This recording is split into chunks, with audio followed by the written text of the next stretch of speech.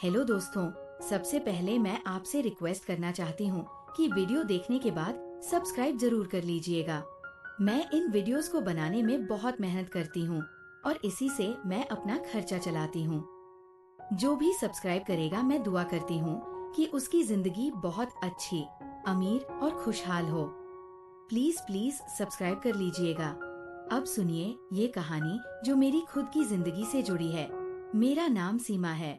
मैं एक अकेली औरत हूँ। मेरी दादी ने मुझे अपनी सारी संपत्ति सौंपी थी। वे मेरी जिंदगी की रोशनी थी। दादी की उम्र काफी हो चुकी थी और वे बिस्तर पर पड़ी रहती थी। उनकी सेहत दिन ब दिन गिरती जा रही थी, लेकिन उनके दिल में हमेशा मेरी फिक्र बसी रहती थी। दादी ने अपनी पूरी जिंदगी मेहनत से पैसे कमाए थे। हमारे पास बड़ा सा घर था, अच्छी कार थी और बैंक में इतना पैसा जमा था कि अगर मैं चाहती तो बिना कुछ किए आराम से जीवन बिता सकती। लेकिन दादी की आखिरी इच्छा यही थी कि मैं अपनी जिंदगी संवार लूं। उन्होंने कहा था कि अब मेरी उम्र हो चली है, पता नहीं कब ये आँखें हमेशा के लिए बंद हो जाएं। उससे पहले मैं चाहती हूँ कि तुम्हें सुखी देखूं। दादी ने मेरे लिए अपनी पुरानी सहेली की बेटी राधा को मेरी साथी बनाने का फैसला किया था।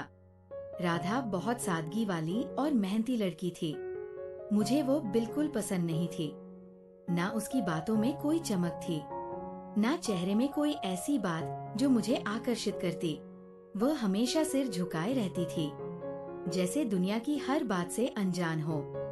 मुझे तो ऐसी औरतें पसंद थी जो बोल्ड हो, हंसती खेलती हो, जिंदगी में रंग भरती हो। लेकिन राधा तो बिल्कुल उल्टी थी। वह बस चुप रहती थी, जैसे उसकी जुबान पर कोई बोझ हो। जब दादी ने कहा कि यह उनकी आखिरी इच्छा है, तो मैं कुछ बोल नहीं सकी। दादी की सांसें रुक रुक कर चल रही थी और डॉक्टर कह चुके थे कि अब ज्यादा समय नहीं बचा। अस्पताल का कमरा उदासी में डूबा हुआ था। मैं दादी के बिस्तर के पास बैठी थी। उन्होंने मेरी ओर देखा और धीमी आवाज में कहा, बेटी राधा को अपना साथी बना लो। मैं चाहती हूँ कि ये पल देखकर मैं चैन से जाऊं। मैं कुछ कहना चाहती थी, लेकिन मेरी आवाज गले में अटक गई। दादी के कहने पर मैंने हामी भर दी। राधा भी वहीं थी, सादे कपड़ों में सिर झुकाए खड़ी। दादी के बिस्तर के पास हम सब थे। मेरी जुबान जैसे सुन्न हो गई थी। दिल नहीं मान रहा था, लेकिन मैं मजबूर थी।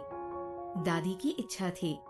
मैंने राधा के साथ दोस्ती का वादा किया और दादी के चेहरे पर एक अजीब सा सुकून आ गया, जैसे उनके दिल का बोझ उतर गया हो। उन्होंने मेरी ओर देखा और कहा, अब मैं शांति से जा सकती हूँ। मैंने उनके हाथ पकड़ लिए, लेकिन वे हाथ धीरे धीरे ठंडे पड़ने लगे और कुछ ही पलों में वे हमेशा के लिए चुप हो गई। उस दिन से मेरे अंदर एक खालीपन भर गया। दादी के जाने के बाद घर सूना हो गया। अब सिर्फ मैं और राधा रह गई थी। वह मेरी साथी बन चुकी थी, लेकिन मेरे दिल में उसके लिए कोई जगह नहीं थी। वो सुबह से शाम तक घर का काम करती, चुपचाप खाना बनाती, सफाई करती, दादी की तस्वीर के सामने प्रार्थना करती और फिर एक कोने में बैठ जाती। वह मुझसे बात करने की कोशिश करती तो मैं टाल देती, क्योंकि मेरे अंदर उसके लिए कोई रुचि नहीं थी। मुझे लगता था जैसे मेरी जिंदगी रुक सी गई है। हाँ, दादी ने सब कुछ संभाल कर रखा था। घर था, कार थी और उनके पेंशन और निवेश के पैसे हर महीने आ जाते थे। लेकिन मैं ये सब छोड़कर कुछ नया करना चाहती थी। मुझे लगता था कि सिर्फ पैसों से जीवन नहीं चलता, उसमें उत्साह होना चाहिए। मैं अब जीवन के मजे लेना चाहती थी। मैंने सोचा कि अब मैं स्वतंत्र हूँ। अब मुझ पर कोई बंधन नहीं। मैं जैसा चाहूँ वैसा जीऊं। मेरे कुछ दोस्त थे जो अक्सर घर आते। वे सब मेरी तरह खुली सोच वाले थे। उनके साथ बैठकर बातें होती, हंसी मजाक चलता और रातें देर तक गुजर जाती। उन्हीं में से एक ने एक दिन कहा, अब तो राधा तेरे साथ है, अब वो तुझे दोस्तों से मिलने नहीं देगी और कुछ दिनों में तू हमें भूल जाएगी। मैंने हंसकर कहा, ऐसा कभी नहीं होगा। वह लड़की वैसी नहीं है। वह तो मेरी बात पर कुछ कहती ही नहीं। मैंने तो अभी तक उससे ठीक से बात नहीं की। वह घर का काम करती है, खाना बना देती है और अपने कमरे में चली जाती है। मैंने उनसे कहा, कोई मुझे बांध नहीं सकता, मैं तो अब आजाद हुई हूँ। दादी की जिंदगी में मैं उनके आदेशों में बंधी थी। अब ना वे हैं ना कोई रोकने वाला। अब तो मैं वह सब करूंगी जो दिल चाहता था। जिंदगी को अपने तरीके से जीने का समय आ गया है। ये कहते हुए मेरे दिल में एक अनजानी खुशी थी। मुझे नहीं पता था कि आने वाले दिन मेरी सोच बदल देंगे, लेकिन उस वक्त मैं सिर्फ अपनी स्वतंत्रता का जश्न मना रही थी। जिस तरह दादी ने राधा को मेरे साथ जोड़ा था, वैसा कोई माहौल नहीं था कि कोई कहे अब तुम दोनों साथी हो, साथ रहो। ना कोई खुशी का उत्सव था, ना कोई रंगीन शाम, कुछ भी नहीं था। बस अस्पताल की सफेद दीवारें थी। दादी का कमजोर शरीर था और उनकी सांसें रुक रुक कर चल रही थी। ना मैंने राधा को ठीक से देखा था, ना उसने मेरी ओर नजर उठाई थी। बस एक शांत वादा हुआ था। दादी ने आंखें बंद की और थोड़ी देर बाद दुनिया छोड़ गई। उनके अंतिम संस्कार से लेकर हर रस्म में मैं और राधा अलग अलग रहीं। वह बस चुपचाप हर बात मानती रही, जैसे जीवन ने उससे सब छीन लिया हो। इसके बाद वह मेरे घर आ गई और अब इस बात को पूरा ईगोए हो चुका था।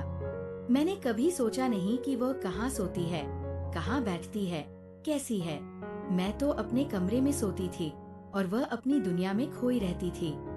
उसने भी कभी मेरे पास आकर नहीं कहा कि वह मेरी साथी है या मेरे साथ समय बिताना चाहती है। ना कोई शिकायत, ना कोई सवाल, जैसे उसने किस्मत के आगे सरेंडर कर दिया हो। मेरा स्वभाव भी ऐसा नहीं था कि मैं किसी घरेलू बंधन में फंसती। मेरे दिल में उसके लिए ना कोई लगाव था, ना कोई भावना। मैं बस अपनी मर्जी की जिंदगी जीना चाहती थी। मैंने अपने दोस्तों से भी कह दिया था कि वो घर में है, लेकिन उससे मेरा कोई संबंध नहीं। वह बस खाना बनाती है और घर संभालती है, बस इतना ही रिश्ता है। मैंने इसका पूरा फायदा उठाया। जब भी दोस्त आते, मैं उससे सबके लिए खाना बनवाती। कभी साधारण भोजन, कभी स्पेशल व्यंजन, कभी चाय। हर 5 मिनट में कुछ ना कुछ आदेश देती। चाय बना दो, सब्जी गर्म कर दो, पानी लाओ, और वह चुपचाप सब कर देती। मैंने उसके चेहरे पर कभी गुस्सा नहीं देखा, ना उसने कुछ कहा जैसे उसकी आवाज ही बंद हो गई हो। वह बस मेरे आदेश सुनती और पूरा करती। एक दिन मैं अपने दोस्तों के साथ बैठी थी। हम सब बातें कर रही थी। उस दौरान वो किचन में चाय बना रही थी। मैंने उसकी आवाज नहीं सुनी। शायद वो बार बार कह रही थी कि चाय तैयार है, आकर ले लो। लेकिन दोस्तों की बातों में मुझे सुनाई नहीं दिया। थोड़ी देर बाद वो खुद चाय लेकर आई, हमेशा की तरह खामोश। उसने ट्रे टेबल पर रखी और हंकने लगी। मेरे दोस्तों की नजरें उस पर टिक गई। वह सादे कपड़ों में थी, सिर पर दुपट्टा, चेहरे पर शांति और खामोशी। उसके जाते ही कमरे में सन्नाटा छा गया। फिर एक दोस्त बोली, तेरी साथी देखने में ठीक है? मैंने हंसकर कहा, हाँ देखने में ठीक है, लेकिन बस साधारण है, अनपढ़ है, गांव की सीधी औरत है। मुझे ऐसी औरतें पसंद नहीं। लगता है इनके साथ जीवन का मजा खत्म हो जाता है। ये कुछ बोलती ही नहीं, बातों में कोई रस नहीं। मैंने ये बात मजाक में कही तो एक दोस्त ने हंसकर कहा, अगर तुझे अच्छी नहीं लगती तो हमें दे दे। मैं चौंक कर बोली, क्या मतलब दे दूं? क्या कोई सामान है? सब जोर से हंसने लगी, लेकिन उनकी हंसी में एक छिपा मतलब था। एक बोली, अरे मजाक नहीं, बस एक मौके के लिए, बदले में जितने पैसे चाहे ले ले। एक पल के लिए मैं चुप हो गई। उनकी बात बुरी लगी और नहीं भी। बुरी इसलिए कि वे मेरे रिश्ते की बात कर रही थी, और अच्छी इसलिए नहीं लगी क्योंकि लगा मजाक है। उनके लहजे में हंसी थी, लेकिन वे बार बार वही बात दोहराने लगी। एक बोली, सोच ले, हम अच्छे पैसे देने को तैयार हैं। एक तरफ सबकी हंसी थी, दूसरी तरफ मैं सोच रही थी कि मैं किस रास्ते पर आ गई हूँ। मेरी जिंदगी कहाँ जा रही है? मेरे अंदर सवाल गूंज रहा था। क्या मैं इतनी गिर गई हूँ कि अपनी विश्वास की साथी को भी बेच सकती हूँ? फिर मैंने खुद से कहा, ये कौन सी मेरी साथी है? मैंने तो उसे कभी साथी माना ही नहीं। मैंने तो उसे नौकरानी जैसा रखा है। मैं सोचने लगी कि अगर दोस्तों की बात मान लूँ तो क्या होगा? उस लड़की का कोई परिवार नहीं था, ना माँ बाप, ना भाई बहन जो पूछें वह तो मेरे घर में छाया जैसी रहती थी। खाना बनाती, काम करती और चुपचाप कमरे में जाती। मैंने मन में सोचा कि मैंने उसे साथी नहीं बल्कि सेविका बनाया है। उसका अस्तित्व मेरे लिए बस इतना है कि वह मेरे आदेश पर काम करे और मेरे दोस्तों के सामने मेरी प्रतिष्ठा बढ़ाए। मेरे दिमाग में लालच ने जाल बिछा दिया। मेरी अक्ल फंसती गई। मैं खुद से कहने लगी कि जब मैं इतना पैसा खर्च कर रही हूँ तो उसे कहीं से तो लाना होगा। दादी की पेंशन और निवेश से मेरी फिजूल खर्ची ज्यादा दिन नहीं चलेगी। खर्चे बढ़ते जा रहे थे। दोस्तों के साथ घूमने फिरने का शौक ऐसा लगा कि बिना उनके दिल नहीं लगता। मेरे सारे दोस्तों के घर व्यस्त थे। किसी के बच्चे, किसी की सास, ससुर, कोई संयुक्त परिवार में, लेकिन मेरा घर खाली था। ना दादी, ना कोई पूछने वाला। इसलिए मेरा घर उनके लिए मिलने की जगह बन गया और मुझे भी उन बैठकों की आदत पड़ गई। हंसी-मजाक, बातें, बिना फिक्र की शामें बिना इनके अब समय नहीं कटता। एक दिन मैंने फैसला कर लिया, देखती हूँ ये कितने पैसे देती है। मैंने कहा ठीक है, बताओ कितने दोगी? वे 5 थी और अमीर घरों से। उन्होंने कहा हम 50 से 50 देंगे। मैं हंसी और बोली नहीं। अगर कोई आम साथी होती तो मान जाती, लेकिन वो दादी की पसंद है। चाहे दिल से ना हो, लेकिन नाम पर है। वे एक दूसरे को देखकर हंसने लगी। फिर एक बोली, चल 1 लाख दे देती है।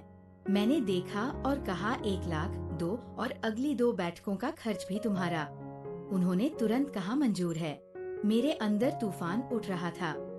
विवेक की आवाज दब चुकी थी, लेकिन लालच हद पार कर चुका था। मैंने कहा लेकिन ये काम यहाँ नहीं होगा। मेरे घर में कोई देख लेगा, बात फैल गई तो समस्या हो जाएगी। वे बोली ठीक है, हम कोई जगह तय कर लेंगी। फिर उन्होंने शहर के किनारे एक सस्ता गेस्ट हाउस बताया। रात के समय मैंने राधा से कहा मेरे साथ चलो। उसने बिना पूछे सिर हिला दिया। दुपट्टा सिर पर रखे मेरे पीछे चली। मैंने कार चलाई और हम गेस्ट हाउस पहुँचे। वहाँ अंधेरा था, बाहर कोई रौनक नहीं। मैंने कहा तुम अंदर जाकर बैठो, मैं आती हूँ। वो अंदर गई और कोने में बैठ गई। मैंने उसके चेहरे को देखा। वो खामोश थी, जैसे कुछ अंदाजा ना हो। मैंने मन में कहा क्या फर्क पड़ता है, उसके लिए सब एक समान है। मैं बाहर आई, मेरे दोस्त बाहर खड़े थे। उनके चेहरों पर अजीब खुशी थी। मैंने कहा याद रखना, सुबह से पहले वापस छोड़ देना। वे बोली चिंता मत कर, सब संभाल लेंगे। मैंने सिर हिलाया और कार में बैठकर घर आ गई।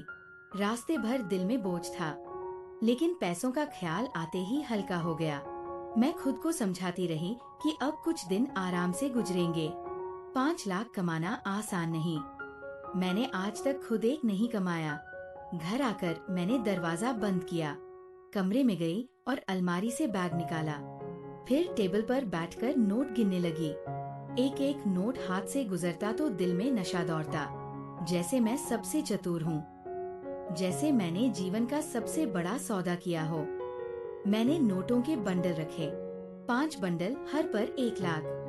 मैं बार बार गिन रही थी, उंगलियों से उनकी आवाज सुन रही थी और मन में हिसाब लगा रही थी कि इनसे कितनी घूमने की योजनाएं बन सकती है, कितनी शामें बेफिक्र गुजर सकती है।